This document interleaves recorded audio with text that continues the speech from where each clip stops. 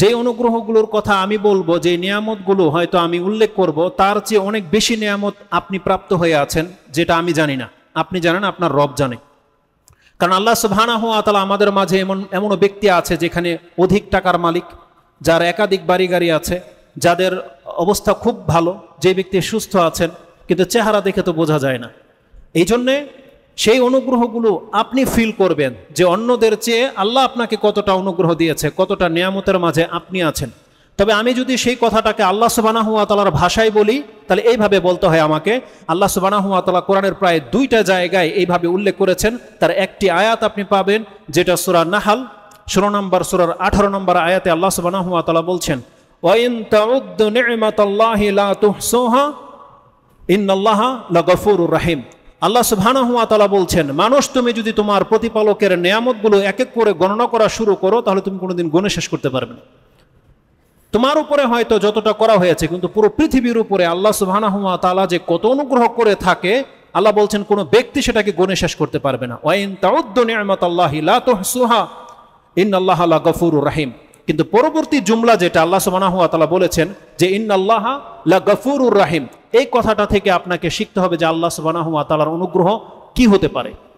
তা এই আল্লাহ সুবহানাহু ওয়া তাআলার নীতিমালা হচ্ছে যে যারা আল্লাহর নাফরমানি করবে তাদেরকে আল্লাহ সুবহানাহু ওয়া তাআলা সেভ করবে না, তাদেরকে বেঁচে থাকার কোনো অধিকার নাই। তারা যে কোনোভাবে হালাক হয়ে যাক, লাঞ্ছিত হয়ে যাক, ধ্বংস হয়ে যাক, তাতে আল্লাহর কোনো পরোয়া করে না।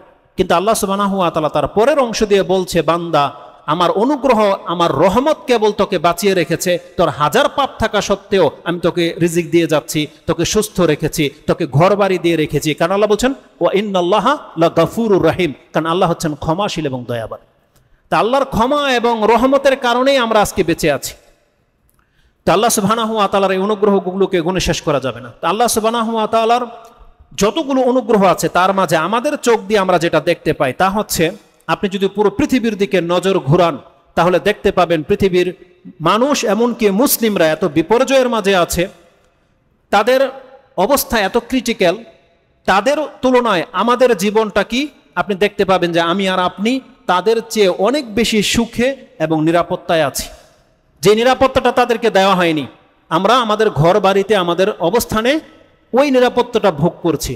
অতএব যে আল্লাহ সুবহানাহু ওয়া তাআলা আমাদেরকে নিরাপদে রেখেছেন, সুখ স্বাচ্ছন্দ্যে রেখেছেন, আমরা তার প্রশংসা করি, আমরা বলি আলহামদুলিল্লাহ। আল্লাহ সুবহানাহু ওয়া তাআলার অনুগ্রহের মাঝে একটা অনুগ্রহ এই ছিল, এই বিগত রমজান ঈদ আমাদের বহু ভাই তারা অতিবাহিত করেছে রাস্তায়, খোলা আকাশের নিচে, যাদের উপরে ছাদ ছিল না। এমনও মুসলিমরা রয়েছে, এমনও পৃথিবীর মানুষরা রয়েছে যারা রমজান পালন করেছে, আল্লাহর বন্দেগী করেছে, ঈদ পালন করেছে পানিতে, কিন্তু আপনি আর আমি এখনো ঘরের ছাদের নিচে আছি। যে আল্লাহ সুবহানাহু ওয়া তাআলা আমাদের উপরে এত বড় ইহসান করেছে, আমরা তার প্রশংসা করি, আমরা বলি আলহামদুলিল্লাহ। আল্লাহ সুবহানাহু ওয়া তাআলার অনুগ্রহের মাঝে একটা অনুগ্রহ হচ্ছে, বহু মানুষের রমজান কেটেছে হসপিটালে, আর এমন একজন ব্যক্তির অসুস্থতার কারণে তার পুরো পরিবারের বাকি সদস্যগুলোর জীবন অনেকটা সংকীর্ণ হয়ে গেছে, তারা খুব কঠিন অবস্থার মধ্য দিয়ে দিনাতিপাত করছে। কিন্তু আল্লাহ সুবহানাহু ওয়া তাআলা আমাদেরকে এক তো বাঁচিয়ে রেখেছে, উপরন্তু আল্লাহ সুবহানাহু ওয়া তাআলা আমাদেরকে সুস্থ রেখেছে। যে আল্লাহ আমাদের উপর এত বড় ইহসান করেছে, আমরা তার প্রশংসা করি, আমরা বলি আলহামদুলিল্লাহ। এভাবে যদি আল্লাহ সুবহানাহু ওয়া তাআলার প্রশংসা করি, এটা আমাদের জন্য কল্যাণী বয়ে নিয়ে আসবে। এখন আমাদের মাঝে এমনও ব্যক্তিরা এখানে থাকতে পারে যারা হয়তো আমাদের নজরে ভালো আছে, কিন্তু বাস্তবিক অর্থে তারও কোনো না কোনো পেরেশানি আছে। সেও অসুস্থ, তার পরিবারের সদস্য কেউ না কেউ মারা গেছে, সেও অভাবে দিনাতিপাত করছে, অথচ তার খবর নেওয়ার মতন কেউ নাই সমাজে, কিন্তু আমরা দেখে তাকে সচ্ছল ভাবছি। যারা অভাব অনটনে আছেন, দুঃখ কষ্টে আছেন, আপনি কি করবেন? আপনি কি আল্লাহ সুবহানাহু ওয়া তাআলার প্রশংসা করবেন না? করবেন, আপনাকে করতে হবে, আপনাকেও আলহামদুলিল্লাহ বলতে হবে। কেননা যখন আমরা মুসলিম, আর একজন মুসলিম হওয়া মানে কি আপনি জানেন? একজন মুসলিমের পুরো জীবনটাই হচ্ছে আশ্চর্যজনক। একজন মুসলিমের জীবনে সুখ থাকলেও এটা তার কল্যাণ বয়ে নিয়ে আসবে, ওটা তার জন্য কল্যাণকর। একজন মুসলিমের যদি দুঃখ কষ্ট বেদনা কোনো কঠিন পরিস্থিতি থাকে, আল্লাহ বলছেন এটাও তার জন্য নেয়ামত, তার জন্য অনুগ্রহ। যেহেতু আমরা বুঝি না যে আমাদের কোন অবস্থাটা আমাদের জন্য উপকারী, এটা আল্লাহ সুবহানাহু ওয়া তাআলার পক্ষ থেকে ফয়সালা, কেবলমাত্র তিনি হচ্ছেন আলিমুল গায়েব। এই জন্য আমাদের অবস্থাটাকে আমাদেরকে আল্লাহর দিকে ঠেলে দিতে হবে যে আমার প্রতিপালক যিনি, তিনি আমার কল্যাণ ভালো বুঝে, অতএব এটাই আমার জন্য কল্যাণকর, এই জন্য আমি তার প্রশংসা করব, আমি যে কোনো হালাতে থাকি না কেন। তার মানে একজন মুসলিম যদি সুখ স্বাচ্ছন্দ্যে থাকে, সুস্থ থাকে, তখনও সে আলহামদুলিল্লাহ বলবে। একজন মুসলিম যদি অভাবে থাকে, কষ্টে থাকে, তখনও সে আলহামদুলিল্লাহ বলবে।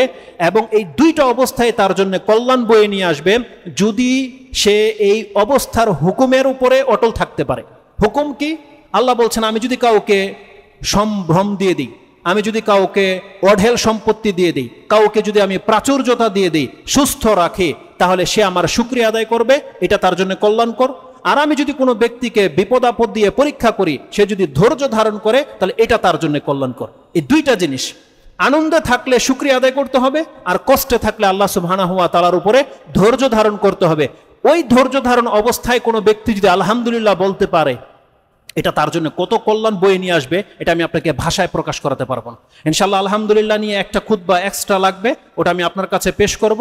এতটা শুধু বলে দিই আলহামদুলিল্লাহ সম্পর্কে, আপনি হয়তো লক্ষ্য করে দেখবেন সুবহানাল্লাহ, আলহামদুলিল্লাহ, আল্লাহু আকবার, লা ইলাহা ইল্লাল্লাহ, এই যে জুমলাগুলো আছে, এটার কোনোটা কোনো এক এক সময়ের জন্য প্রযোজ্য। আপনি আশ্চর্যজনক কিছু দেখেছেন, আপনি বলবেন সুবহানাল্লাহ, আল্লাহু আকবার, এই জুমলাগুলো রয়েছে। আপনি ব্যথা পেলেন, বলবেন বিসমিল্লাহ, এটা রয়েছে খাসভাবে। আপনি আল্লাহ সুবহানাহু ওয়া তাআলার প্রশংসা করবেন, সুবহানাল্লাহ বলবেন। একটা মন্দ কিছু দেখেছেন, লা হাওলা ওয়ালা কুওয়াতা ইল্লা বিল্লাহ বলবেন। ভালো কিছু দেখেছেন, মাশাআল্লাহ বলবেন। কিন্তু আলহামদুলিল্লাহ এটা এমন একটা জুমলা যে আপনার জীবনের সুখের সময়ও মুখ দিয়ে বেরোবে আলহামদুলিল্লাহ, আপনার দুঃখের সময়ও বের হবে আলহামদুলিল্লাহ। আপনার সন্তান জন্ম নিয়েছে, একটা নতুন সন্তান পেয়েছেন, তখন যেভাবে আপনি বলেন আলহামদুলিল্লাহ, ওই সন্তানটা যদি মরে যায়, আল্লাহ যদি তার প্রাণটাকে নিয়ে নেয়, তখন যদি কোনো ব্যক্তি আলহামদুলিল্লাহ বলতে পারে, আল্লাহ সুবহানাহু ওয়া তাআলা বলছেন ওর জন্য জান্নাত ছাড়া আমার কাছে আর কিছু রাখা নেই। তাহলে সন্তান আল্লাহ দিয়ে থাকে আর সন্তান আল্লাহ নিয়ে নেয়, কিন্তু আল্লাহ বলছেন এই সন্তান দিয়ে ওকে আমি যেভাবে পরীক্ষা করেছি, এটা নেওয়ার পর ওর মুখ থেকে যদি আলহামদুলিল্লাহ বলতে পারে, তাহলে এটার বিনিময় হচ্ছে কেবল জান্নাত। এবং তার জন্য একটা বাড়ির কথা রয়েছে, যে বাড়িটার নাম হবে বাইতুল হামদ। ওর হাদিসের সনদ ইনশাআল্লাহ পরীক্ষা করে নেক্সট খুতবায় আলহামদুলিল্লাহ ডিটেলস আপনাদের কাছে জানানো হবে। তাআলা কুল্লি হাল, একজন মুসলিমের পুরো জীবনটাই হচ্ছে আশ্চর্যজনক। আপনি সুখে থাকেন আর দুঃখে থাকেন, আপনি আল্লাহর বান্দা, এটা আপনাকে বুঝতে হবে। যারা সুখে আছে, পয়সাওয়ালা, তারাই কেবল আল্লাহর বান্দা নয়। হত দরিদ্র যাকে আল্লাহ সৃষ্টি করে রেখেছে, খাওয়ায় না আল্লাহ, তাকে না খেয়ে রেখেছে আপনার ধারণা অনুযায়ী, তারপর কিন্তু আপনি আল্লাহর বান্দা। নাকি অন্য কারো বান্দা হয়ে যাবেন আপনি? না, আপনি আল্লাহর বান্দা। এটাই আপনার জন্য প্রশংসা যে আমি আল্লাহর বান্দা। তাহলে এটা হচ্ছে একটা ব্যক্তির জন্য খুব আশ্চর্যজনক ব্যাপার। মুহাম্মদুর রাসূলুল্লাহ সাল্লাল্লাহু আলাইহি ওয়াসাল্লামের ভাষা দিয়ে যদি আমি আপনাকে বোঝাতে চাই, মুহাম্মদুর রাসূলুল্লাহ সাল্লাল্লাহু আলাইহি ওয়াসাল্লাম তিনি বলছেন, আজাবান লি আমরিল মুমিন ইন্না আমরুহু কুল্লুহু লাহু খায়র ওয়া লাইসা যাকা লি আহাদিন ইল্লা লি মুমিন ইযা আসাবাতহু সাররাউ সাবারা ইযা আসাবাতহু সাররাউ শাকারা ফাকানা খায়রাল্লাহ ওয়া ইযা আসাবাতহু দাররাউ সাবারা ফাকানা খায়রাল্লাহ। ইমাম মুসলিম তিনি তার কিতাবুর রাকায়েক সিফাতুল কিয়ামা 55 নম্বর অধ্যায়ের 13 নম্বর পর্বে গিয়ে এটা এনেছেন যে একজন মুসলিমের জীবনটাই হচ্ছে আশ্চর্যজনক। একটা পর্ব তিনি কায়েম করেছেন। হাদিস হচ্ছে 7390 মানে 7390 নম্বরে আপনি আপনার অ্যাপসে গিয়ে পেয়ে যাবেন যে মুহাম্মদুর রাসূলুল্লাহ সাল্লাল্লাহু আলাইহি ওয়াসাল্লাম বলছেন, একজন মুসলিমের জীবন দেখে আমি আশ্চর্যিত হই। এই মুসলিমকে যদি আল্লাহ ভালো রাখে আর সে যদি বলে দেয় আলহামদুলিল্লাহ, তাহলে ফাকানা খায়রাল্লাহ, এর নিয়ামত তার জন্য আরো ডাবল হয়ে যাবে। আর কোন মুসলিমকে যদি আল্লাহ কোনো বিপদ আপদ, কোনো কষ্ট দিয়ে পরীক্ষা করে, সে যদি ধৈর্য ধারণ করতে পারে, মুখ দিয়ে কোনো আলফাল শব্দ, অপ্রীতিকর শব্দ, আল্লাহকে অসন্তুষ্ট করে দেয়, এমন কোন জুমলা যদি সে তার মুখ থেকে ব্যবহার না করে, ফাকানা খায়রাল্লাহ, ওই অভাব, অনটন, ওই দুঃখ তার জন্য কল্যাণ বয়ে নিয়ে আসবে। রাসূলুল্লাহ সাল্লাল্লাহু আলাইহি ওয়াসাল্লাম বলছেন তার পুরো জীবনটাই হচ্ছে আশ্চর্যজনক। তা আল্লাহ সুবহানাহু ওয়া তাআলার যে কোনো পরিস্থিতিতে আমরা আল্লাহ সুবহানাহু ওয়া তাআলার শুকরিয়া আদায় করব। এটা হচ্ছে মুহাম্মদুর রাসূলুল্লাহ সাল্লাল্লাহু আলাইহি ওয়াসাল্লামের আদর্শ। তিনি যখন ভালো কিছু ফিল করতেন, ভালো কিছু হতে দেখতেন, কোনো ব্যক্তি হেদায়েত পেয়ে গেছে, তখন মুহাম্মদ সাল্লাল্লাহু আলাইহি ওয়াসাল্লাম আল্লাহর প্রশংসা করতেন। কোনো ব্যক্তি জাহান্নাম থেকে মুক্ত হয়ে গেছে জানতেন, তিনি তখন বলতেন আলহামদুলিল্লাহ, আল্লাহর প্রশংসা করতেন। এক কথায় যে কোনো ভালো কিছু দেখতে পেতেন নিজের জীবনে বা অন্য কোনো মুসলিমের জীবনে ঘটেছে, তখন মুহাম্মদুর রাসূলুল্লাহ সাল্লাল্লাহু আলাইহি ওয়াসাল্লাম তিনি আল্লাহর প্রশংসা করে বলতেন আলহামদুলিল্লাহিল্লাযী বিনি'মাতিহি তাতিম্মুস সালিহাত, সমস্ত প্রশংসা সেই সত্তার যার মাধ্যমে, যার করুণায় এই ভালো কাজটি সম্পাদন হয়েছে। এইভাবে তিনি প্রশংসা করতেন। তার মানে আমরা যারা রমজানের সিয়াম পালন করেছি, কিয়াম করেছি, সুস্থ রয়েছে, নিজের ঘরে অবস্থান করতে পেরেছি, এই সবটাই হয়েছে আল্লাহ সুবহানাহু ওয়া তাআলার অনুগ্রহে। এজন্য আমরা বলবো আলহামদুলিল্লাহিল্লাযী বিনি'মাতিহি তাতিম্মুস সালিহাত, সমস্ত প্রশংসা সে আল্লাহর যার অনুগ্রহে আমরা এই কাজগুলো করতে পেরেছি। আর মুহাম্মদুর রাসূলুল্লাহ সাল্লাল্লাহু আলাইহি ওয়াসাল্লামের আদর্শ হচ্ছে, যখন কোনো অপ্রীতিকর কিছু তার নজরে আসতো, কোনো পাগল আপনি দেখতে পেয়েছেন, কোনো এক ব্যক্তির অসুস্থের খবর আপনি শুনেছেন, কোনো ব্যক্তি গুমরা হয়ে গেছে, কোনো ব্যক্তি মরে গেছে, কোনো ব্যক্তি বড় ধরনের অ্যাক্সিডেন্ট হয়েছে, এটা শোনার পর আপনি কি বলবেন? আপনি কষ্ট পাবেন না, তখন আপনি বলবেন আলহামদুলিল্লাহ আলা কুল্লি হাল, সর্বাবস্থায় আল্লাহ সুবহানাহু ওয়া তাআলার প্রশংসা। মুমিনের অন্তর ব্যথিত হবে, কিন্তু তার জবান কোনোদিন অকৃতজ্ঞ বান্দা হবে না, তার জবান সবসময় আল্লাহর শুকরগুজার বান্দা থাকবে, তার অন্তরে ব্যথা থাকবে। ব্যথা পাওয়ার পরেই তো আল্লাহ বলছে, সে যদি আলহামদুলিল্লাহ বলতে পারে তাহলে সেটা তার আজর হবে। আয়েশা রাদিয়াল্লাহু তাআলা তিনি বলছেন, উম্মুল মুমিনিনা ক্বালাত কানা নবী সাল্লাল্লাহু আলাইহি ওয়াসাল্লাম ইযা আতাহুল আমরু ইয়াসুররুহু ক্বালা আলহামদুলিল্লাহিল্লাযী বিনি'মাতিহি তাতিম্মুস সালিহাত ওয়া ইযা আতাহুল আমরু ইয়াকরাহুহু ক্বালা আলহামদুলিল্লাহি আলা কুল্লি হাল। এটা ইমাম ইবনে মাজাহ তিনি তার কিতাবুল আদব 27 নম্বর অধ্যায় গিয়ে এটা এনেছেন, 3803 নম্বরে পাবেন। আর যে হাদিসের জুমলাটা আমি বললাম এটা শুআবুল ঈমান থেকে নেয়া, সেটা হচ্ছে 4065 নম্বর হাদিসে গিয়ে পেয়ে যাবেন, সানাদ সহিহ, সেজন্য আমি আপনার কাছে উল্লেখ করলাম। তা আল্লাহ সুবহানাহু ওয়া তাআলার প্রশংসা করতে হবে আমাদেরকে যেই কোনো অবস্থাতে। এই প্রশংসা অন্তর থেকে আপনি করবেন। যারা রমজান পুরা করতে পেরেছে, যারা সুস্থ রয়েছে, যারা এখন পর্যন্ত এই মহামারীতে আমরা আক্রান্ত হইনি, আমরা অন্তর থেকে বলি আলহামদুলিল্লাহ, আল্লাহ তোমার সমস্ত প্রশংসা যে তুমি আমাদেরকে বাঁচিয়ে রেখেছো এবং আমাদেরকে সুস্থ করে রেখেছো। দ্বিতীয় মেসেজ যেটা আমি আপনাকে দেব সেটা হচ্ছে, এই রমজান মাস আমাদের কাছ থেকে অতিবাহিত হয়ে গেছে। আমাদের মাঝে এমন অনেক ব্যক্তিরা আছেন যারা অনেক মেহনত করেছেন, যারা ফরজ সিয়াম রেখেছেন, তারা দান সাদকা করেছেন, কিয়ামুল লাইল করেছেন। যদি আপনার সারা জীবন কিয়ামুল লাইল করার অভ্যাস নেই, কিন্তু আপনি এই রমজান মাসে কষ্ট করে কিয়ামুল লাইল করেছেন, দান সাদকা করেছেন, কোরআন পড়েছেন, ভালো কিছু কাজ করেছেন, এই আমলগুলো কি আপনি এমনি বৃথা ছেড়ে দেবেন? এর কি কোনো আজর নাই? এর কি কোনো প্রাপ্য নাই? কিন্তু আজকে আমাদের অবস্থাটা কি? আমরা ইবাদতগুলোকে আল্লাহর নেয়ামত ভাবি না, আমরা ভাবি না যেটা আমাদের নাজাতের সাবাব। এই ইবাদতগুলো কোনো খেলতামশা নয়, বরং এই ইবাদতের উপরে নির্ভর করবে আমার নাজাত, জান্নাত, জাহান্নাম। কাল কিয়ামতের মাঠে যদি আমার ইবাদত কবুল না হয়, যদি এটা আল্লাহ ছুঁড়ে ফেলে দেয়, তাহলে সেই ব্যক্তি কোনোদিন নাজাত পাবে না। কত হতভাগা সে, যেই ব্যক্তি সালাত পড়েও যদি নাজাত না পায়, যেই ব্যক্তি সিয়াম রেখেছে, কিয়াম করেছে, আর আল্লাহ যদি বলে এগুলো আমার পছন্দ হয়নি, তুই ঠিক মতো করিসনি, আমি কবুল করিনি, রেজাল্টটা কি হবে? সুবহানাল্লাহ। আল্লাহ সুবহানাহু ওয়া তাআলা বলছেন, না, মুমিন বান্দাদের ভয় করা উচিত। আমরা আল্লাহকে ভয় করি বিদায় তো আজকে মসজিদে এসেছি। এটাকে আল্লাহর ভয়ের লক্ষণ নয়? যারা দাড়ি রেখেছেন, টুপি পরেছেন, হালাল খান, সত্য কথা বলছেন, এটাকে আল্লাহর ভয়ের লক্ষণ নয়? তার মানে আমরা তো এগুলো আল্লাহকে ভয় করেই করেছি। অতএব আল্লাহ বলছেন তোমাদেরকে ভয় করা উচিত আল্লাহকে অলওয়েজ, সর্বদা, যে আল্লাহ সুবহানাহু ওয়া তাআলা কি আমার কাছ থেকে এটা কবুল করছে কি করছে না। আমরা তো আল্লাহর কাছ থেকে কন্টাক্ট নেইনি যে আল্লাহ আমরা ইবাদত করতে বলেছো করে দিলাম, না, এটা হচ্ছে আমাদের বন্দেগীর রূপ, এটা হচ্ছে আমাদের প্রমাণ যে আমরা আল্লাহর বান্দা, তাই প্রমাণ করতেছি ইবাদতগুলো করার মাধ্যমে। কিন্তু সেটা যদি কবুল না হয়, আমরা যদি নির্ভীক হয়ে যাই ওই মুনাফিকদের মতো, মুনাফিকদের সম্পর্কে আল্লাহ সুবহানাহু ওয়া তাআলা বলেছেন ওরা নামাজ পড়ে না, কি পড়ে ওরা নিজেরাও জানে না, ওরা গাফেল, উদাসীন। আজকে আমাদের মুসলমান ভাইদের অবস্থা হয়ে গেছে এমন যে আমরা নামাজে আমাদের কান্না আসে না, আমাদের নামাজের 5টা থেকে আয়াত আমাদের ঊর্ধ্বে বাড়ে না। এমন কোন হাফেজ হাত তুলে বলতে পারবেন না যে আমি রমজান মাসে হুজুর আমি চেষ্টা করেছি রাসূল সাল্লাল্লাহু আলাইহি ওয়াসাল্লামের সুন্নতকে বাস্তবায়ন করতে, আমি পুরো পারিনি, তবে আমি চেষ্টা করেছি, 1 রাকাতে সূরা বাকারা পড়ে দেখিয়েছি। কোন ব্যক্তি হাত তুলে প্রমাণ করতে পারবে সেটা? আর আমি আর আপনি না হলে অপারক, আমরা তো হাফিজই না। কিন্তু কোন হাফিজ কি কাজটা করেছে যে আমি মুহাম্মদুর রাসূলুল্লাহ সাল্লাল্লাহু আলাইহি ওয়াসাল্লামের 2 রাকাত সুন্নত নামাজ পড়ে একদিন ট্রাই করে দেখি? না, আমাদের মধ্যে এই চেতনা নাই। কেন?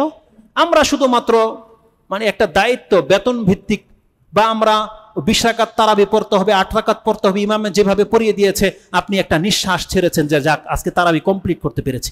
না, এটা তো কোনো চুক্তি ছিল না, এটা হচ্ছে আল্লাহ সুবহানাহু ওয়া তাআলার বন্দেগী, এটা তো আপনাকে নাজাত দিত, নাজাত। তো ওই কথাগুলো আমি আর রিপিট করতে চাচ্ছি না। আমি এক কথাই বলতে চাচ্ছি যে আমাদের প্রত্যেকটা মুসলিম ভাইয়ের উচিত, আল্লাহর বান্দাদের উচিত আল্লাহকে ভয় করা। যেখানে ইব্রাহিম আলাইহিস সালাম আল্লাহর খলিল ভয় করত যে আল্লাহকে আমার এই ইবাদত কবুল করছে কি করছে না। যে আয়াতটি আপনি সূরা বাকারাতে পেয়ে যাবেন, আল্লাহ সুবহানাহু ওয়া তাআলা সেটা সূরা বাকারাতে 127 নম্বর আয়াতে উল্লেখ করে দিয়েছে, ওয়াইজি ইয়ারফাউ ইব্রাহিমুল কাওয়াইদা মিনাল বাইতি ওয়া ইসমাঈলু রাব্বানা তাকাব্বাল মিন্না ইন্নাকা আনতাস সামিউল আলিম। বাপ বেটা শ্রেষ্ঠ দুইজন সন্তান পৃথিবীর, ইব্রাহিম আলাইহিস সালাম এবং ইসমাঈল আলাইহিস সালাম। তাদের ইখলাসে কোনো ঘাটতি ছিল, তাদের আমলে কোনো ত্রুটি ছিল, তারপরও তারা বাপ বেটা ঘর বানাচ্ছে, এক একটা করে ইট লাগাচ্ছে আর আল্লাহর কাছে বলছে রাব্বানা তাকাব্বাল মিন্না, আল্লাহ আমাদের কাছ থেকে এটা তুমি কবুল করো। কেন তারা এই দোয়া করেছে? এটা ভয় অন্তরে থাকতে হবে যে আল্লাহ যদি এটা কবুল না করে তাহলে তো আমার নাজাত হবে না। উপরন্তু আল্লাহ সুবহানাহু ওয়া তাআলা বলছেন এটাই হচ্ছে প্রকৃত মুমিনের গুণ, এটা আপনার ত্রুটি নয়, এটা আপনার গুণ। যদি আপনার এমন হতে পারেন যে আল্লাহ আমার কাছ থেকে তুমি এটা কবুল করো, আপনি যদি বারবার আল্লাহর কাছে এটা রিপিট করেন, আল্লাহ এটা আপনাকে প্রশংসা করেছে। আল্লাহ সুবহানাহু ওয়া তাআলা কি বলেছে?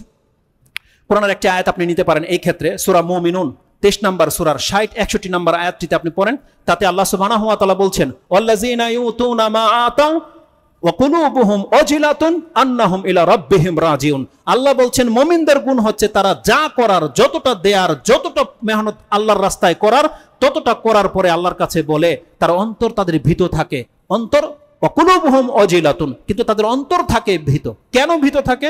আন্নাহুম ইলা রাব্বিহিম রাজিউন, কারণ তারা জানে আমি যেগুলো করছি এগুলো করে তো পার পাওয়ার কোনো রাস্তা নাই, আমাকে তো আল্লাহর সামনে ফিরে যেতে হবে, আমাকে তো আমার রবের সামনে গিয়ে দাঁড়াতে হবে। আর আল্লাহ সুবহানাহু ওয়া তাআলার সামনে দাঁড়ানো মানে কি? কেন আমাদেরকে দাঁড় করাবেন? আল্লাহ তো আমাদেরকে জবাব নেওয়ার জন্য দাঁড় করাবেন, যে তুই জবাব দে, পৃথিবীতে তোকে যে কাজের জন্য পাঠিয়েছিলাম সেটাকে তুই করতে পেরেছিস কি পারস না। এটার জন্যই না আমাদেরকে আল্লাহকে দাঁড়াতে হবে, নাকি অন্য কোনো উদ্দেশ্যে দাঁড়াতে হবে? তাহলে আল্লাহ বলছেন মুমিনদের গুণ হচ্ছে তারা যা কিছু করে, যা কিছু আল্লাহর রাস্তায় খরচ করে, তাদের অন্তর থাকে ভীত। ওয়াজিলাত কুলুবুহুম আন্নাহুম ইলা রাব্বিহিম রাজিউন, কারণ তারা জানে আমাদেরকে আল্লাহর কাছে দাঁড়াতে হবে। কোরআনে তো আল্লাহ বলে দিয়েছে কতকের আমল এমন হবে যেই আমলের মধ্যে শিরিক থাকবে, আল্লাহ বলছে আমি তোর চেহারার মধ্যে ছুঁড়ে মারবো, সেটাকে বিক্ষিপ্ত পাউডার করে দেওয়া হবে, সেগুলোকে জড়ো করার মতন ক্ষমতা কারো নাই। সে দেখতে পাবে আমি বহু আমল করেছি, আল্লাহ বলবে তার চেহারা না করি তার মূল্য নাই, আল্লাহ এটাকে উড়িয়ে দেবে। আর উড়িয়ে দেওয়ার পর রেজাল্টটা কি হবে? যে তখন আমলের নেকি নাই, আর নেকি ছাড়া কোনো ব্যক্তি জান্নাতে যেতে পারবে না, তখন তাকে জাহান্নামে ফেলে দেওয়া হবে। এদেরকেই বলেছে এরা হচ্ছে আমল করেও ক্ষতিগ্রস্ত। রাসূলুল্লাহ সাল্লাল্লাহু আলাইহি ওয়াসাল্লাম সূরা কাহফের শেষ দিকে এটা বলেছে, যেটা আপনি 103 থেকে আপনার 4-5 এই আয়াতগুলোতে আপনি পাবেন। লম্বা হয়ে যাবে দেখে আমি রিপিট করছি না সেই আয়াতগুলো। আল্লাহ সুবহানাহু ওয়া তাআলা বলছেন তাদের অন্তর থাকে ভীত। এই আয়াত যখন জ্ঞানীরা পড়ে, আয়েশা রাদিয়াল্লাহু তাআলা তিনি বলছেন এই আয়াত সম্পর্কে আমি মুহাম্মদুর রাসূলুল্লাহ সাল্লাল্লাহু আলাইহি ওয়াসাল্লামকে জিজ্ঞাসা করেছিলাম, সাআলতু আন রাসূলিল্লাহ সাল্লাল্লাহু আলাইহি ওয়াসাল্লাম হাযিহিল আয়াত, যে ইয়া রাসূলুল্লাহ আহুমুল্লাযিনা ইয়াশরাবুনাল খামর ওয়া ইয়াসরিকুন, আল্লাহ কোন মুসলিমদের কথা বলেছে এখানে? যেই সমস্ত মুসলিমরা নামাজও পড়ে চুরিও করে মদও খায়, তাদের কথা বলা হয়েছে এখানে। বলছে লা ইয়া বিনতাস সিদ্দিক, হে সিদ্দিকের মেয়ে তুমি বুঝো নাই। সে আল্লাহ সুবহানাহু ওয়া তাআলা পাপে মুসলমানদের কথা এখানে বলা হয়নি, এখানে সৎকর্মশীল মুসলিমদের কথা বলা হয়েছে। আল্লাযিনা ইয়াসুমুনা, যারা সিয়াম রাখে, আল্লাযিনা ইউসাল্লুনা ওয়া ইয়াতাসাদ্দাকুনা, যারা সালাত পড়ে, যারা সাদকা করে, তাদের অন্তর ভীত থাকে। ওয়াজিলাত কুলুবুহুম, কেন? ওহুম ইয়াখাফুনা আল্লা তুকবালা মিনহু, যে আমার কাছ থেকে এটা কবুল করা হবে কি হবে না। 2 রাকাত নামাজ পড়ে তার অন্তরে ভয় জেগে যায় যে আমি 2 রাকাত নামাজ পড়লাম লং টাইম, আধা ঘন্টা লাগিয়ে, এটাকে আল্লাহ কবুল করবে কি করবে না। আমরা যাদের নামাজে সাহু হয়ে যায়, 2 রাকাত পড়লাম 3 রাকাত পড়লাম, আমাদের মন খারাপ হয় না যে সব সময় কেন আমাদের ভুল হয়? আর যে ব্যক্তি নামাজই পড়ে না ওর কি অনুভূতি হয়? হয় না। যারা ইবাদত করে সেই ইবাদত নষ্ট হয়ে যাওয়াটা সে যতটা ব্যথিত হবে, যারা করে না কোনোদিন তারাই কোনোদিন এভাবে ব্যথিত হবে না। আর এটা আমরা ইবাদতের ক্ষেত্রে বুঝি না, আমরা কিসের ক্ষেত্রে বুঝি? দেখা যাবে যে আপনি যদি একটা ভালো নৌকা বানিয়েছেন কিন্তু নৌকা পানিতে নেমেছেন ডুবে যায়, ঠিক হয়নি, তখন তার কষ্ট হবে। আপনি একটা ঘর বানিয়েছেন তারপর ঘরের চাল দিয়ে পানি পড়ে, তখন আপনার কষ্ট হবে যে এত টাকা খরচ করে ঘর বানালাম আর ঘরের ছাদ দিয়ে পানি পড়ে। পারলে আপনি আগুন লাগাই দিবেন ঘরে, হয় না এরকম? আপনার ভালো একটা সেট যদি ঠিক মতো কাজ না করে আপনার কষ্ট হয় না? তার মানে যার এগুলো আছে, যেগুলো করে তার কষ্ট হয়, কিন্তু যেই ব্যক্তি ঘরেই বানায় না ওর কিসের কষ্ট? তাহলে যারা সালাত পড়ে না ওর কিসের কষ্ট? কষ্ট ব্যথা তো আপনার আমার হবে। যারা সিয়াম রেখেছে, যদি আল্লাহ বলে দে তোর সিয়াম কবুল হয়নি, যদি আল্লাহ বলে দে তোর সালাত কবুল হয়নি, এজন্য আমাদেরকে আল্লাহ সুবহানাহু ওয়া তাআলার প্রতি ভয় প্রদর্শন করতে হবে। আল্লাহর পাকড়াও থেকে আমাদেরকে নিরাশ হলে চলবে না। রাসূলুল্লাহ সাল্লাল্লাহু আলাইহি সাল্লাম বলছেন এরা এমন ব্যক্তি, উলাইকা ইউসারিউনা ফিল খায়রাত ওয়া হুম লাহা সাবিকুন। রাসূল সাল্লাল্লাহু বলছেন যেই ব্যক্তির ইবাদত করে আল্লাহকে ভয় পায় তারা মূলত হচ্ছে অগ্রগামী, এরাই হচ্ছে কল্যাণকামী, এরাই চায় যে আমি আগে বাড়ি। ওহুম লাহু সাবিকুন, আর এরাই হচ্ছে প্রতিযোগিতাকারী, যারা আল্লাহর দিকে ধাবিত ব্যক্তি। আল্লাহ যেন আমাদেরকে তাদের অন্তর্ভুক্ত করেন, আমিন। আসআলুল্লাহ আইয়াজালানা মিনহুম মিম্মান ওয়াফাকা লাইলাতুল কদর। আল্লাহ যাদেরকে লাইলাতুল কদর যাদের নসিবে দিয়ে দিয়েছেন, আল্লাহ যেন আমাদেরকে তাদের অন্তর্ভুক্ত করেন। আল্লাহুম্মা তাকাব্বাল মিন্না সিয়ামানা ওয়া কিয়ামানা ওয়া সাইরাল আমাল ইয়া রাব্বাল আলামিন। আল্লাহ যেন আমাদের সবার সিয়াম কবুল করে, আল্লাহ যেন আমাদের কিয়ামগুলোকে কবুল করে, আল্লাহ যেন আমাদের দান সাদকাগুলো কবুল করে, এবং আল্লাহ সুবহানাহু ওয়া তাআলা যেন আমাদেরকে তার শুকরগুজার বান্দা হয়ে এবং তার বন্দেগী করার মতো বান্দা হয়ে আমাদেরকে তার কাছে সাক্ষাৎ করার তৌফিক দান করেন। রাসূলুল্লাহ সাল্লাল্লাহু আলাইহি ওয়াসাল্লাম মুআজ বিন জাবাল রাদিয়াল্লাহু তাআলা আনহুকে বলছেন, এই হাদিসটা আপনি ইবনে আবু দাউদে পেয়ে যাবেন, 2 নম্বর সালাতের অধ্যায়ে 361 বা সামথিং 91 ওই পর্বতে গিয়ে পাবেন। হাদিস নাম্বার আপনার অ্যাপসে যদি আমার মিস্টেক না হয় 1522 নম্বরে পাবেন আপনি।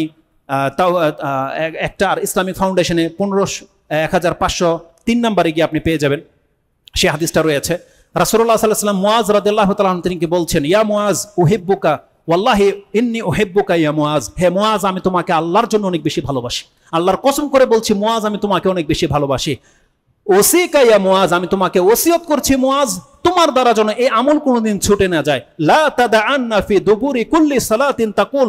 মুআজ, তুমি প্রত্যেক নামাজের পরে এই দোয়া করতে কোনোদিন তোমার ভুল যেন না হয়, এই দোয়া যেন তোমার ছুটে না যায়। সেটা কি?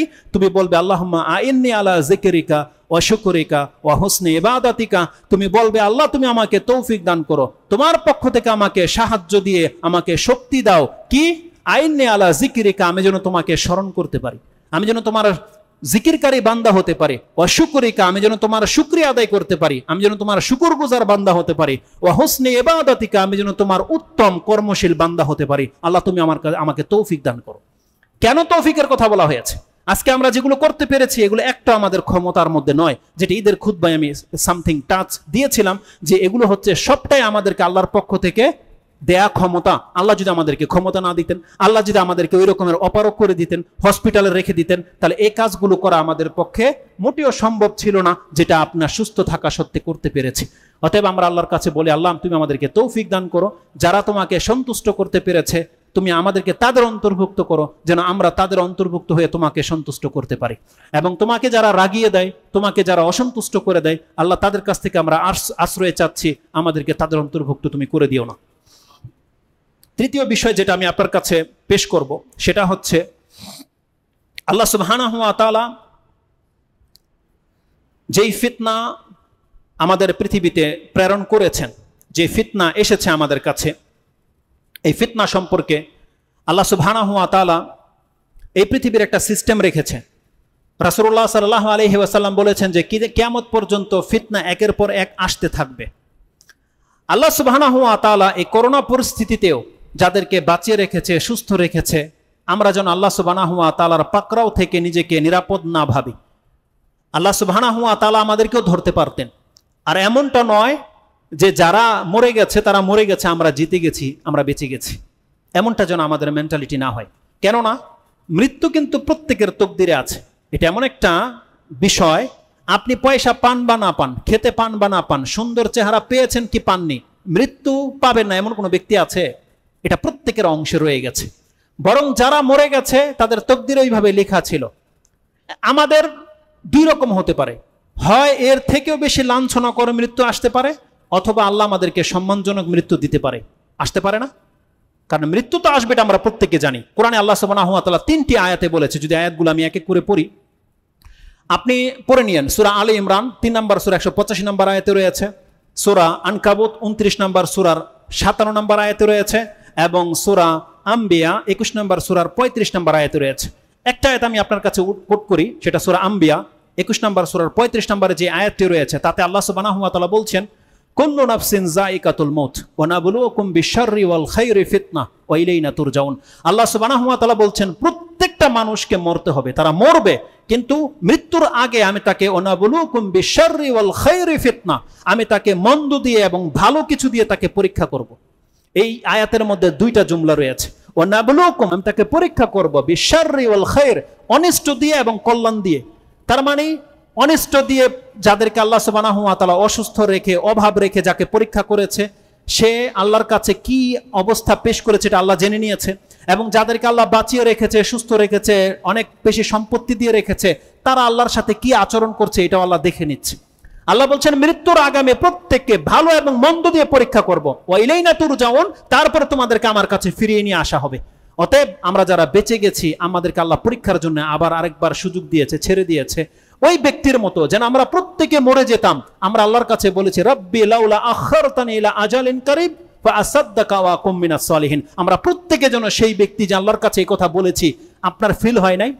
আপনি যখন শুনেছেন পাশের বাড়ি কেউ করোনা এসেছে, আমার শহরে করোনা ঢুকে গেছে, আপনি কিন্তু পাপ থেকে তওবা করে নিয়েছিলেন।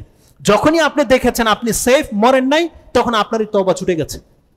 কিন্তু একটা সময় আপনার ফিল হয়েছিল, যখন মারাত্মক আকার ধারণ করেছিল, তখন আপনিও ভেবেছিলেন, ভয়ে ঢুকেছিল যে আমি হয়তো বাঁচবো না, অতএব আমাকে একটু ক্ষান্ত হওয়া উচিত। ভেবেছিলেন না আপনি? আল্লাহ এর চাইতে কঠিন ভাবে আপনাকে আমাকে ধরতে পারে। অতএব তখন যেন আমি আর আপনি এটাই বলেছিলাম, আল্লাহ যদি আমাকে বাঁচিয়ে রাখো তাহলে আগামী দিনগুলো আমি হয়তো ভালো কিছু কাজ করব। অনেকে এটা বলেছে। আল্লাহ সুবহানাহু ওয়া তাআলা আপনাকে আমাকে সেই সুযোগটা দিয়েছে। অতএব এই সুযোগটাকে এখন আবার আপনি আপনার বদ কাজে ব্যবহার করবেন না, এটি আমাদের দাবি। ওই সুযোগটাকে আমাদের আল্লাহর সন্তুষ্টির কাজে ব্যবহার করতে হবে, কারণ আল্লাহ বলছে আমি বান্দা তোমাকে পরীক্ষা করার জন্য ছেড়ে দিয়েছি, একটা সময় আসবে তোমাকে আমি আবার ধরব। আল্লাহ সুবহানাহু ওয়া তাআলা যেহেতু আমাদেরকে সুযোগ দিয়েছেন, অতএব আমাদেরকে কি করা উচিত? আল্লাহ সুবহানাহু ওয়া তাআলার প্রশংসা করা উচিত, তার বন্দিগিতে লাগা উচিত। এই পয়েন্ট আমি এই জন্য বলছি আপনাকে, আজ থেকে 2 মাস আগেও একটা খুতবা যেটা চাষারাতে ছিল তাতে উল্লেখ করেছিলাম, যখন করোনা মাত্র আবির্ভাব দেখা দিয়েছিল, যেই ফিতনা এখন এসেছে আপনি ভাববেন না আগামীকাল কোনো ফিতনা আসবে না, বরং আসবে। কারণ রাসূলুল্লাহ সাল্লাল্লাহু আলাইহি ওয়াসাল্লাম বলছেন কিয়ামত যত ঘনিয়ে আসবে ফিতনা একের পর এক আসতে থাকবে। কিন্তু ভয়ের ব্যাপার হচ্ছে যেই ফিতনাটা, করোনাটাকে আমরা অনেক বেশি ভারী মনে করেছিলাম, কিন্তু রাসূলুল্লাহ সাল্লাল্লাহু আলাইহি ওয়াসাল্লামের ভবিষ্যৎবাণী অনুযায়ী আগামী ফিতনাটা এই করোনা থেকে আরো বেশি মারাত্মক হবে, আগামী ফিতনাটা আরো বেশি ভয়াবহ হবে। আপনি তো এখন নিঃশ্বাস নিতে পারছেন, আল্লাহ না করুক এমন কোনো বিপর্যয় চলে আসে যে আপনি ঘরের ভিতরে হয়তো সেফ থাকবেন না, হতে পারে না এমনটা? এমন পরিস্থিতিতে আমরা যেন তাতে পতিত না হই, আল্লাহ যেন ওই ফিতনাতে আমাদেরকে না ফেলে দেয়, এই জন্য সেই ফিতনা আসার আগে আমাদেরকে আল্লাহর কাছে তওবা করতে হবে এবং আল্লাহর কাছে আশ্রয় চাইতে হবে। আমরা যেন আল্লাহর কাছে আশ্রয় চাই, আল্লাহ আমরা আমাদের জীবন এবং মৃত্যুর ফিতনা থেকে তোমার কাছে আশ্রয় চাই। যেটা আমাদেরকে মুহাম্মদুর রাসূলুল্লাহ সাল্লাল্লাহু আলাইহি ওয়াসাল্লাম শিক্ষা দিয়েছেন, প্রত্যেক ফরজ নামাজের পূর্বে, সালাম ফিরানোর পূর্বে আপনি বলবেন আল্লাহর কাছে, আল্লাহুম্মা ইন্নী আউযু বিকা মিন ফিতনাতিল মাহিয়া ওয়াল মামাত, আল্লাহ আমি আমার জীবন এবং মৃত্যুর ফিতনা থেকে তোমার কাছে আশ্রয় চাচ্ছি। যারা জায়গায় পাননি, উপরে দোতলায় জায়গা আছে, দোতলায় চলে যান, দোতলায় জায়গা আছে, গেটে না বসে উপর দিকে চলে যান। তা আল্লাহ সুবহানাহু ওয়া তাআলা আমাদেরকে এই ফিতনা থেকে যেন মুক্ত করে। আনাস রাদিয়াল্লাহু তাআলা তিনি বলছেন, ওয়া ইন্নাহু লা ইয়াতি আলাইকুমুজ জামান ইল্লাল্লাযী শাররুম মিনহু। আনাস রাদিয়াল্লাহু তাআলা তিনি বলছেন যে নিশ্চয়ই এক ফিতনা, এই ফিতনার পরবর্তী যে ফিতনাটা আসবে, ফা ইন্নাহু লা ইয়াতি আলাইকুম জামানুন ইল্লাল্লাযী বাদাহু শাররুম মিনহু। এক ফিতনার থেকে তার পরবর্তী ফিতনাগুলো আরো মারাত্মক হবে, হাত্তা তালকাউনা রাব্বাকুম, এমনকি তোমাদের রবের সাথে সাক্ষাৎ হওয়া পর্যন্ত এইভাবে ফিতনা তোমাদের একের পর এক আসতেই থাকবে। এটা মুহাম্মদুর রাসূলুল্লাহ সাল্লাল্লাহু আলাইহি ওয়াসাল্লাম বলেছেন। সামিআতু মিন নাবিয়িকুম রাসূলুল্লাহ সাল্লাল্লাহু আলাইহি ওয়াসাল্লাম। আয়েশা, আনাস রাদিয়াল্লাহু বলছেন আমি এটা তোমাদের নবী মুহাম্মদুর রাসূলুল্লাহ সাল্লাল্লাহু আলাইহি ওয়াসাল্লামের কাছ থেকে শুনেছি যে এর পরবর্তী ফিতনাগুলো আরো মারাত্মক আকার ধারণ করবে। ইমাম বুখারী রাহিমাহুল্লাহ তিনি হাদিসটাকে কোট করেছেন, এটা আপনি পাবেন ফিতনার অধ্যায় 92 নম্বর অধ্যায়, হাদিস হচ্ছে 70-68, 7068-তে রয়েছে। যেহেতু কারেন্ট চলে গেছে, খুব দ্রুত আমি আমার বিষয়টাকে সেরে দেই, না হলে তো আর কিছু কথা বলার প্রয়োজন ছিল। তো আল্লাহ সুবহানাহু ওয়া তাআলা আমাদেরকে সংবাদ আগেই জানিয়ে দিয়েছে, তোমরা যদি ক্ষান্ত না হও, তোমরা যদি আল্লাহর পথে ফিরে না আসো, আল্লাহ আবার আযাবের দিকে ফিরে যাবে।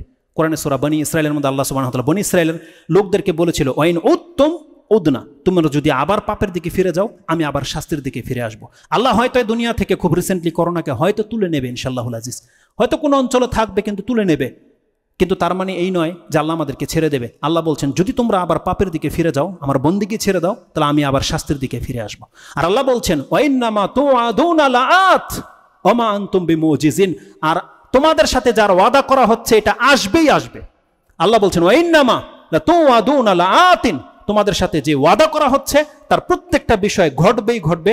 ওমা আনতুম বিমুজিজিন, তোমরা কোনো কিছু করার ক্ষমতা রাখো না। সূরা আনআম 6 নম্বর সূরা 134 নম্বর আয়াতে আল্লাহ সুবহানাহু ওয়া তাআলা এই কথাটা উল্লেখ করে দিয়েছে। অতএব আমরা কিন্তু অপারগ হয়ে যাব, আবার যদি আল্লাহ আমাদেরকে কোনোভাবে ধরে আমাদের কিছু করার ক্ষমতা থাকবে না। অতএব আমাদেরকে আল্লাহ সুবহানাহু ওয়া তাআলার দিকেই ফিরে যেতে হবে।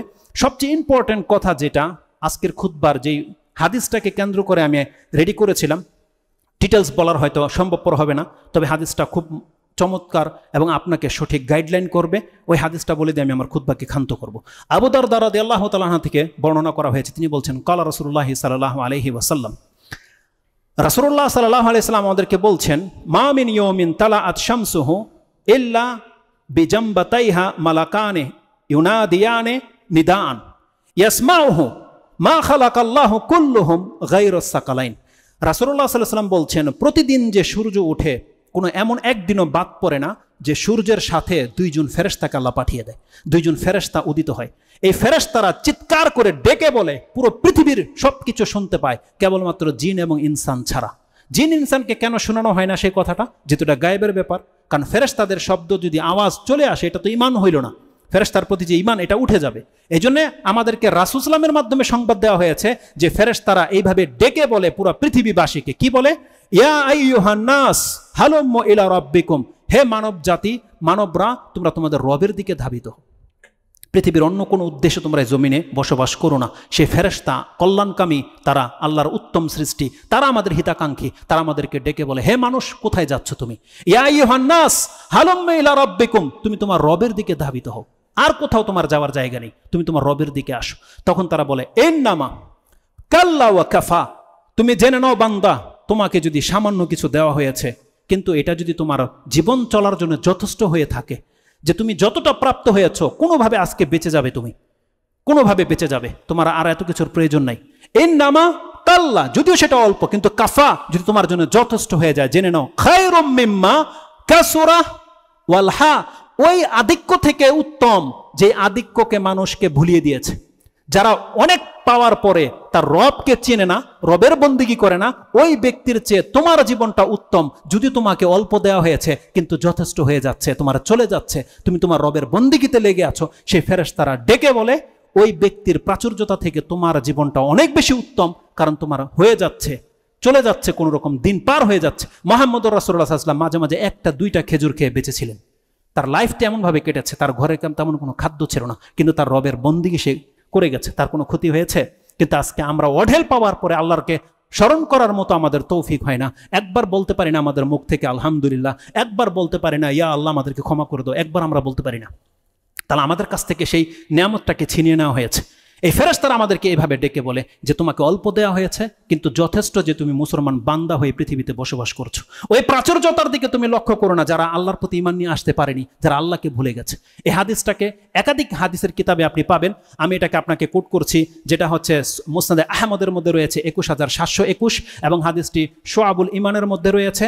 সেই শুআবুল ঈমানের মধ্যে যে টুকরাটা রয়েছে ওটা আপনাকে একান্ত জানানো জরুরি, কারণ ওখানে গেলে আপনি এই হাদিসটা পেয়ে যাবেন। শুআবুল ঈমান 3139 যে কথাটা রয়েছে যে ফেরেশতাদের এই ডাকের অনুকূলে কোরআনের একটা আয়াত রয়েছে। সেটা কি, যেটা আল্লাহ সুবহানাহু ওয়া তাআলা সেই আয়াতটা সূরা ইউনূস 10 নম্বর সূরার 25 নম্বর আয়াতে রেখে দিয়েছে। আল্লাহ নিজে আমাদেরকে ডেকে বলছে, ও ওয়াল্লাহু ইয়াদউ ইলা দারিস সালাম, আল্লাহ তোমাদেরকে শান্তির ঘরের দিকে ডাকছেন। আল্লাহ আমাদেরকে যে মেসেজ দিয়েছে, যে কথা আমাদেরকে শিক্ষা দিয়েছে মুহাম্মদুর রাসূলুল্লাহ সাল্লাল্লাহু আলাইহি ওয়াসাল্লামের মাধ্যমে, কোরআনের মাধ্যমে, এটা আপনাকে দারুস সালামের দিকে নিয়ে যাবে, মানে শান্তির ঘরের দিকে নিয়ে যাবে। পৃথিবীর কোথাও শান্তি নেই, কোথাও আল্লাহ শান্তি রাখেনি। আল্লাহ বলছেন শান্তি কেবল আল্লাহর কাছে আছে। আল্লাহ যেমন শান্তিময়, আল্লাহর পক্ষ থেকে শান্তি আসে, আর আল্লাহ শান্তির জন্য মুসলিমদের জন্য আল্লাহ একটা জান্নাত তৈরি করে রেখেছে, সেই ঘরটার নাম হচ্ছে দারুস সালাম। ওয়াল্লাহু ইয়াদউ ইলা দারিস সালামি ওয়া ইয়াহদি মান ইয়াশাউ ইলা সিরাতিম মুস্তাকিম, আল্লাহ যাকে চায় সেই ঘরের রাস্তার উপর আল্লাহ দাঁড় করিয়ে দেয়। আল্লাহ আমাদেরকে সেই ঘরের রাস্তার উপর দাঁড় করিয়ে দিয়েছে। এখন আমাদের কাজ হচ্ছে হেঁটে ওই ঘর পর্যন্ত পৌঁছে যাও। আল্লাহ যেন আমাদেরকে তৌফিক দান করে এবং তার বন্দেগী করার তৌফিক দান করে। আল্লাহ সুবহানাহু ওয়া তাআলা যেন এই ঘরের উপরে টিকে থাকার আমাদেরকে শক্তি দান করে। শয়তান যেন এই ঘর থেকে আমাদেরকে বের করে নিয়ে যেতে না পারে। আল্লাহ তুমি যেমন আমাদেরকে হেদায়েত করেছো, আল্লাহ হেদায়েতের উপর থাকার আমাদেরকে তৌফিক দিয়ে দাও। আল্লাহ সুবহানাহু ওয়া তাআলা আমাদেরকে বোঝার এবং সেও যেন আমল করার তৌফিক দান করে। একটা কথা না বললেই নয়, এক ভাই একটা পর্চা দিয়েছে আমি এখানে ওঠার আগেই। তিনি বলছেন খালিল মাহমুদ, কি নামটা তার, কিন্তু তার একটা ভাষা এটা খালেদ মাহমুদ। এক ভাই মারা গেছে গত 4 দিন আগে, কিন্তু তিনি উল্লেখ করেছে যে খালেদ মাহমুদ ভাই অকাল মৃত্যু হয়েছে তার। কারো কি অকাল মৃত্যু হয়? এটা একটা আকিদার খেলাফ কথা। আহলে হাদিস সমাজে এসে এই ধরনের লেখা আমাদের হাতে আসবে এটা আমাদের কোনো ভাবতে পারিনি। যদি কোনো হানাফি ভাই হয়ে থাকেন তাহলে আপনি জেনে নেন, কিন্তু আহলে হাদিসের সন্তান হয়ে থাকলে আপনারা আক্ষেপ করেন যে আপনার ঘরের সন্তান যদি এই ভাষা ইউজ করে তাহলে এই কোরআন সুন্নাহ কি আপনাদেরকে নাজাত দিতে পারবে? না, এটা অকাল মৃত্যু নয়। সেই ভাই তার যথা সময়ে ইন্তেকাল করেছে, কারণ আল্লাহ বলেছে প্রত্যেকটা ব্যক্তির সময় না আসা পর্যন্ত 1 মিনিট আগেও তার প্রাণ নেওয়া হবে না, 1 মিনিট পরেও তার প্রাণ নেওয়া হবে না। তবে আপনি এতটা বলতে পারেন যে আমরা ব্যথিত, তার এই মুহূর্তে মরে যাওয়াটা এটা কেউ তো ভাবে না, যে অল্প বয়সে মরে যাবে, কেউ ভাবে না। কিন্তু জেনে নেন ওটাই তার যথাযোগ্য সময়, ওটাই তার জন্য কল্যাণকর, যেমনটাকে আপনি জানেন না। কোরআন যখন পড়বেন সূরা কাহাফে আল্লাহ সুবহানাহু ওয়া তাআলা মুসা আলাইহিস সালাম আর খাজির আলাইহিস সালামের যে ঘটনা উল্লেখ করেছে তাতে এক বাচ্চার কথা আছে, ওয়াইজা লাকিয়া গোলামান কাতালা। খাজির আলাইহিস সালাম একটা 7-8 বছরের একটা বাচ্চাকে, এরকম একটা বাচ্চাকে জবাই করে দিল, ছিঁড়ে নিল, তার গলাটাকে মেরে দিল মুসা আলাইহিস সালামের সামনে। বলছে আপনি এটা কি করলেন, ও তো কোনো পাপ নেই। তখন তিনি যখন বর্ণনা করছেন, তিনি বলছেন ওয়াকানা আবুহুমা সালিহা, এই পিচ্ছির বাচ্চার বাবা এবং মা অত্যন্ত সৎ লোক। আমি ভয় করি যে এই বাচ্চাটা বড় হলে তার বাপমার সাথে বেয়াদবি করবে, তাদেরকে কুফরি করাবে, তার মানে এ কাফের হবে, বদমাইশ হবে এবং তার বাপমাকে সে কষ্ট দেবে, তার বাপমার জন্য একটা বড় বোঝা হবে। এজন্য আল্লাহর পক্ষ থেকে অর্ডার করেছে, ওকে মেরে দেওয়া হয়েছে। এটা দিয়ে আল্লাহ আমাদেরকে শিক্ষা দিতে চেয়েছে, যেই সমস্ত সৎ বাপমার সন্তান হয় না, আপনি আল্লাহর কাছ থেকে শিক্ষা নেন। আল্লাহ আপনাকে বোঝাতে চাচ্ছে যে তোর ঘরের বাচ্চা হলে তোকে কষ্ট দেবে, তোর ক্ষতি করবে, তোর ঈমান ধ্বংস হয়ে যাবে, এজন্য তোর বাচ্চা ছাড়াটাই তুই বেটার। এটা আল্লাহ বুঝাতে চেয়েছে। তো এই ভাইকে আল্লাহ সুবহানাহু ওয়া তাআলা নিয়েছে। হয়তো সে যদি সৎ হয়ে থাকে তাহলে দুনিয়ার পেরেশানি থেকে আল্লাহ তাকে জান্নাত দিতে চেয়েছে, সেই জন্য নিয়েছে। আর এই যদি বদ হয় তাহলে তার অনিষ্ট থেকে মুক্ত করার জন্য আপনাদেরকে আল্লাহ মাফ করে দেওয়ার জন্যই তাকে উঠিয়ে নেওয়া হয়েছে। কারো কোনোদিন অকাল মৃত্যু হয় না। তারপরও মুসলিম ভাই হিসাবে আমরা তার জন্য দোয়া করি, আল্লাহ এই রকমের যার মৃত্যু হয়েছে, কোনো পছন্দনীয় ব্যক্তিকে আল্লাহ তুমি তুলে নিয়েছো, তার বিনিময়ে আমাদেরকে স্থলাভিষিক্ত দান করো এবং তার কল্যাণ থেকে আমাদেরকে মাহরুম করো না, এবং তার আজর এবং সোয়াব অনুযায়ী আল্লাহ তুমি আমাদেরকে ক্ষমা করে দাও, আমাদেরকে জান্নাত দান করো। আমাদের আর কিছু বলার ছিল, কিন্তু সময় প্রেক্ষিতে আমাদেরকে এখানে ক্ষান্ত করা হচ্ছে। কিন্তু অন্তর থেকে আমাদের প্রত্যেকের দোয়া থাকবে আল্লাহ সুবহানাহু ওয়া তাআলা যেন আমাদেরকে এবং আমাদের মুসলিম ভাইদেরকে ক্ষমা করে দেয়। আল্লাহ যেন আমাদেরকে সুস্থ করে দেন এবং আমাদের মুসলিম ভাইদেরকে যেন সুস্থ করে দেন। আরেক ভাই কালকে আমাদেরকে নেটের মাধ্যমে দোয়া চেয়েছে, তার এক ভাই ফ্রেন্ডের বাবা অস্ট্রেলিয়া বা সৌদি আরবে ইন্তেকাল করেছে, তার জন্য দোয়া চেয়েছে। সে মুসলিম, এ কথাটাই বলেছে, সে মুসলিম ভাই ছিল, তার মৃত্যুর শান্তির জন্যে, তার আত্মার শান্তির জন্য আমাদের কাছে দোয়া চেয়েছে। এভাবে যার অন্তরে যে দোয়া আছে, যারা আমাদেরকে সৎ ভাবেন, যারা আমাদের কাছে দোয়া চান, আল্লাহ সুবহানাহু ওয়া তাআলা যেন আমাদের দোয়াকে কবুল করেন